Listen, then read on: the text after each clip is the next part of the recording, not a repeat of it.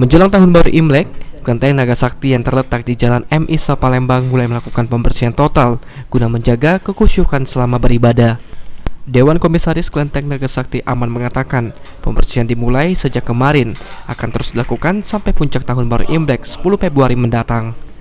Kendati tahun baru Imlek berdekatan dengan hari pemilu, sebagian kelenteng juga tidak terlalu merayakan Imlek dikarenakan tidak ingin mengundang keramaian seperti tahun sebelumnya. Mungkin ya situasi bertepatan dengan mau pemilu, mau pilkada, makanya juga acara-acara yang misalnya ada keramaian itu kebanyakan ditiadakan.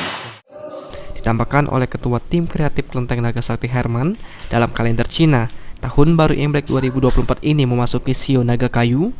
Shio Naga Kayu sendiri diyakini fleksibel serta gesit, sehingga dianggap positif untuk kelancaran rezeki. Jadi semua ketemunya nanti 12 tahun, siklusnya kalau Shio ini 12 tahun sekali ketemu. Jadi kalau ini tahun 2004 Naga Kayu, tahun 12 tahun kemudian belum tentu Naga Kayu lagi, dia pasti siklus sudah beda.